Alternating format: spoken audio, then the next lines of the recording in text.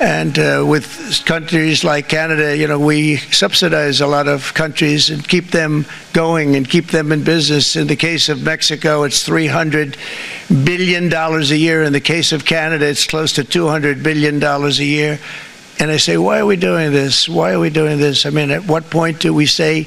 Things are clearly going downhill for Donald Trump when he's losing support from both his most devoted MAGA followers and even Fox News. Just today, he managed to alienate both when he proclaimed the liberation coming through his tariffs. Of course, by liberation, he means a departure from a thriving economy.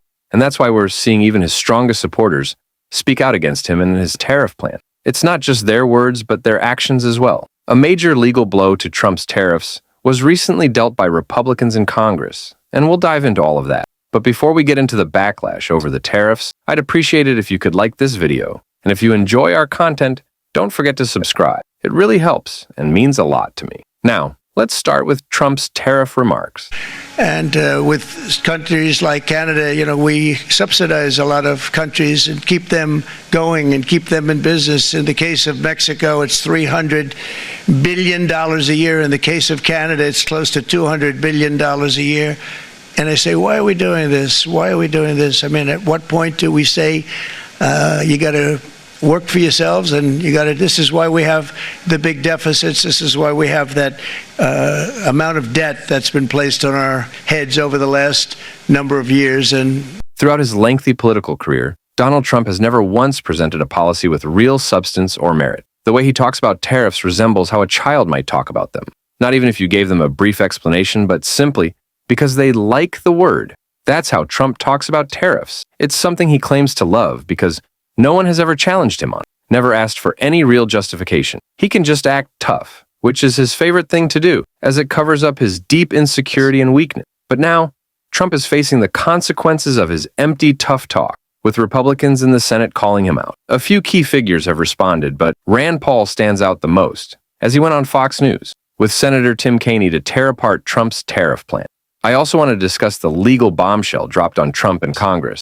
But first, let's focus on the two senators. What's the rationale for getting behind this? Well, one, we should not live under emergency rule. The Constitution said taxes are raised by Congress. Most specifically, taxes originate in the House and come to the Senate. So I'm against emergency rule. But on the tariffs in particular, on the idea of trade, trade is proportional to wealth.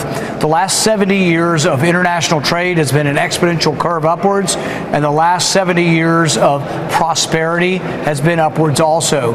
We are richer because of trade with Canada, and so is Canada. Whenever you trade with somebody, when an individual buys somebody else's product, it's mutually beneficial or you wouldn't buy it. If the trade is voluntary, it's always beneficial. There is no Canada versus the U.S. The consumer wins when the price is the lowest price.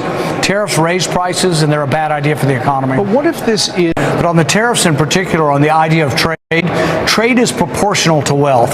The last 70 years of international trade has been an exponential curve upwards, and the last 70 years of prosperity has been upwards also. We are richer because of trade with Canada, and so is Canada. Whenever you trade with somebody, when an individual buys somebody else's product, it's mutually beneficial or you wouldn't buy it. If the trade is voluntary, it's always beneficial. There is no Canada versus the U.S. The consumer wins when the price is the lowest price. Rand Paul tearing apart Donald Trump's economic agenda on Fox News is something I honestly can't believe I'm witnessing. It feels like we've hit rock bottom. The stock market is tanking. Our economy is falling apart, and the threat of a recession is growing stronger by the day. The dollar's value is dropping, and it almost seems like Donald Trump wants to intentionally crash the economy. It's insane. Remember when Trump campaigned on the idea that he didn't want to be Herbert Hoover? That was his main economic talking point. It wasn't about policy. It didn't offer any solution. But he kept saying, "I don't want to be Herbert Hoover," referring to the president who lost millions of jobs during the Great Depression. After his failure with the economy during COVID, you'd think he'd do everything in his power to avoid another collapse. But clearly that's not the case, and it's why we're seeing such strong opposition, not just from Democrats, but Republicans too, who are moving to pass legislation to stop Trump from going any further with his plan. The yeas are 51, the nays are 48. The joint resolution's passed. Mr. President, Majority Leader. I ask unanimous consent that with respect to SJ Res 37, the motion to reconsider be considered made and laid upon the table. Without objection.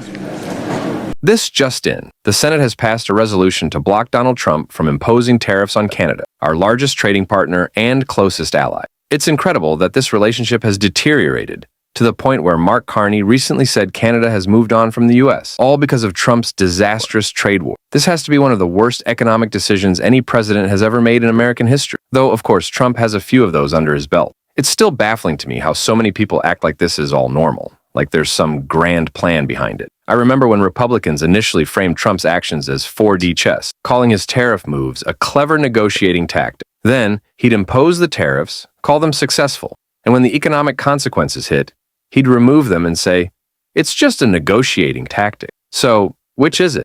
Is it both an economic disaster and a terrible negotiating strategy? That's what it seems like. And of course, Trump knows this deep down, which is why he's so focused on distracting from his failures, a point Hakeem Jeffries recently called out. Dismantling the Social Security Administration in real time, which is going to impact the ability of hardworking Americans to access their earned Social Security benefits. On Thursday, Donald Trump is forced to pull back the nomination of Elise Stefanik as UN ambassador when they were planning in the House her farewell party.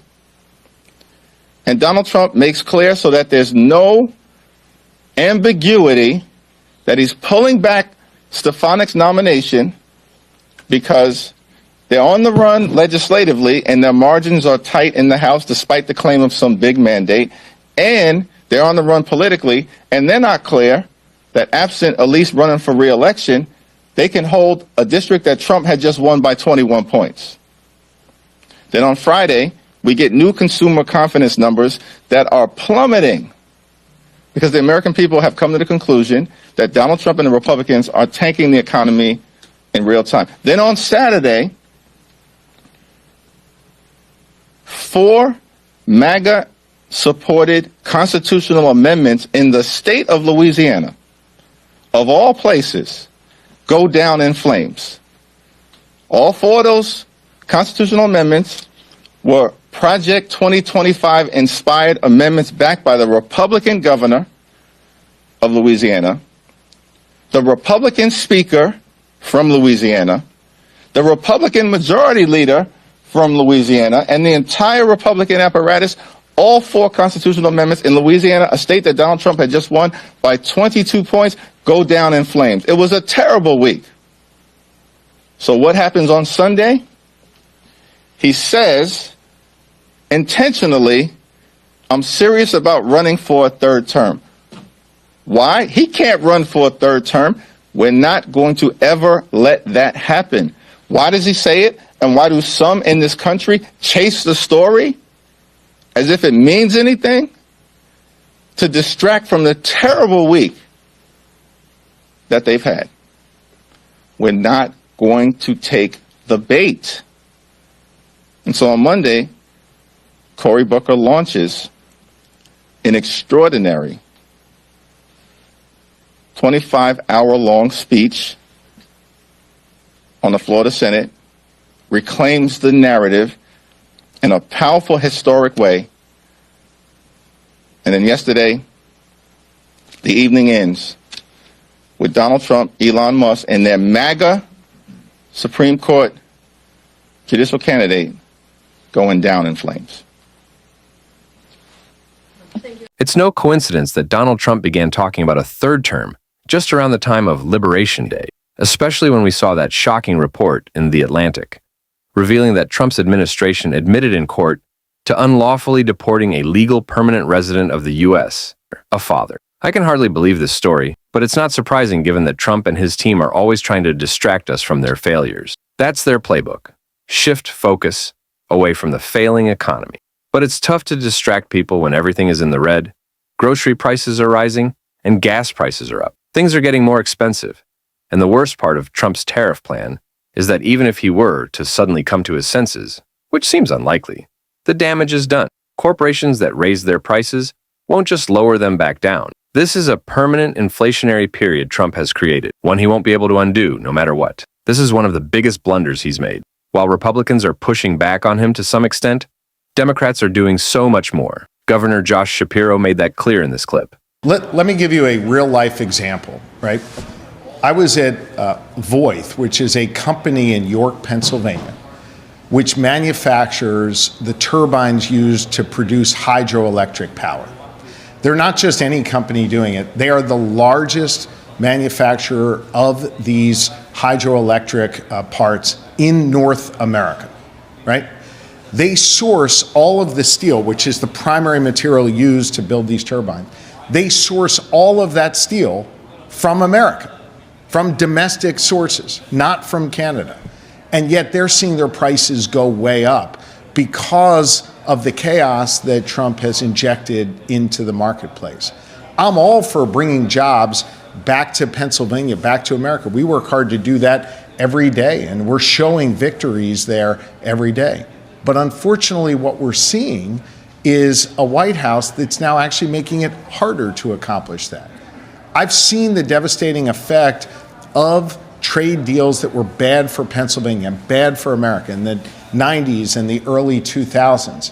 But just by slapping across the board 20-25% tariffs as the president's doing in such a reckless way, that's not going to spur American manufacturing. I'll tell you what will spur American manufacturing.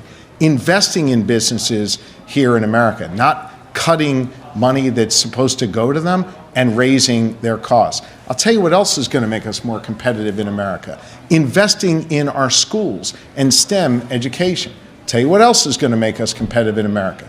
Being healthy and not eviscerating the Department of Human Services and making it harder for people to be healthy, making it harder for us to stop diseases, whether in humans or in birds. I'll tell you what else is going to make us more competitive. Investing today in our workforce so more people learn how to be welders and more people learn the skills that they need to do the jobs of today and tomorrow. All things we're doing in Pennsylvania and all things the federal government is walking back on. You want to know how to beat China? Invest in our workforce for tomorrow. Invest in American excellence. Instead, we've got a president who's hollowing out the skills that we need, divesting from business, and raising cost on consumers. That's a surefire way to fall backwards when it comes to the world order, and it's a surefire way to not be as competitive as we've been historically. We need more governors like Josh Shapiro, more Democrats stepping up to fight back against Donald Trump's attack on our economy with tariffs he should never have had the power to impose. Trump's whole argument for these tariffs was that he's at war with Canada because fentanyl is crossing the border and that there are gangs in Canada, which he claims makes this a national security issue.